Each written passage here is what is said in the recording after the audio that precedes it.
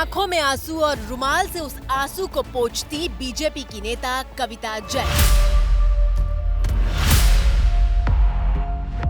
कविता जैन सोनीपत से 2 बार बीजेपी की विधायक रह चुकी हैं, लेकिन पार्टी ने इस बार उन्हें उम्मीदवार नहीं बनाया तो भावुक होने के साथ ही गुस्सा फूट पड़ा।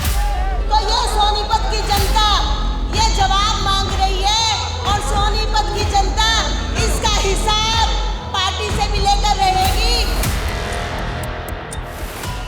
कविता जैन की जगह कांग्रेस से बीजेपी में आए निखिल मैदान को बीजेपी ने टिकट दिया है।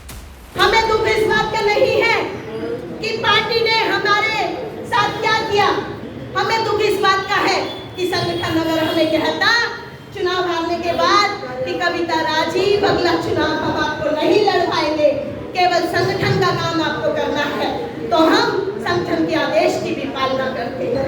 लेकिन ये रातों रात जो ये परिवर्तन हुआ है साथियों, मैं समझती हूँ कि ये बहुत बड़ा खेल है। कविता पिछली बार 2019 में चुनाव हार गई थी। उससे पहले वो 2 बार इस सीट से जीत चुकी है। कविता के समर्थन में पार्टी के नेताओं ने इस्तीफे की घोषणा कर दी। रतिया सीट से विधायक लक्ष्मण नापा ने टिकट नहीं मिलने से नाराज होकर पार्टी से नाता तोड़ लिया है। रतिया से बीजेपी ने पूर्व सांसद सुनीता दुग्गल को टिकट दिया है, जिस वजह से लक्ष्मण नापा नप गए हैं। नाराजगी तो है अगर टिकट कटेगी सीटिंग विधायक की, जिसने इतने काम किए हैं और लगातार समर्पित एक कार्यकर्ता की तरह मैंने पार्टी में काम किया है, सरकार में काम किया है, तो टिकट कटेगी तो है कि नाराजगी तो होगी।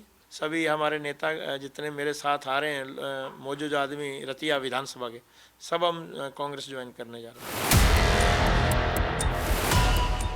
सुनीता दुग्गल 2019 में सांसद बनी थी। इस बार लोकसभा में उन्हें टिकट नहीं मिला था। उधर लोकसभा का टिकट पाकर हार चुके रणजीत चौटाला को बीजेपी ने उम्मीदवार नहीं बनाया है। रणजीत चौटाला के घर पर सुबह से समर्थक पहुंच रहे हैं।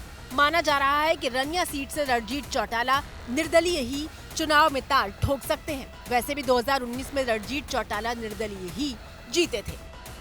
जो फैसला करेंगे बरकत का फैसला कि मैं इंडिपेंडेंट लड़ रहा हूँ, मैंने कैबिनेट से सब बात जीरो हो गया, अभी फैसला हो गया कि इंडिपेंडेंट चुनाव लड़ रहा हूँ, तो पिछली बातें तो सब जीरो। चौटाला ने मंत्रिमंडल से इस्तीफा देकर अपने तेवर जाहिर कर दिए हैं। हिसार से सावित्री जिंदल ने भी टिकट कटने के बाद चुनाव लड़ने का ऐलान किया है।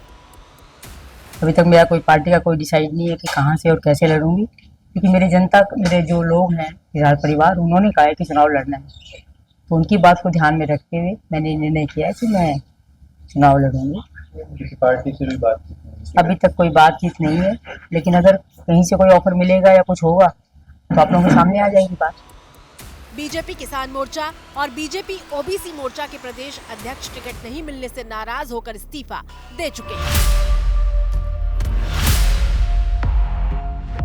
इन इस्तीफों को लेकर कांग्रेस बीजेपी पर तंज कस रही है। कांग्रेस प्रवक्ता सुप्रिया श्रीनेत ने ये पोस्ट करके निशाना साधा है। बीजेपी में जो इस्तीफे हो रहे हैं अभी तो और होंगे, भगदड़ मच गई है, बहुत सारे इस्तीफे हुए हैं। अभी तो और होंगे। तो आप भी जानते हैं सारी रिपोर्ट एक ही है। हरियाणा से बीजेपी जा रही है और कांग्रेस पार्टी आ रही है। बीजेपी ने गुरुवार की रात 67 उम्मीदवारों की पहली लिस्ट जारी की थी।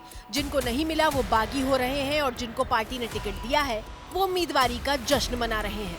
सूत्र बता रहे हैं कि बीजेपी 1-2 दिन बागियों के रुख को लेकर वेट करेगी, उसके बाद मनाने की प्रक्रिया शुरू होगी। इसमें संघ की भी मदद ली जाएगी।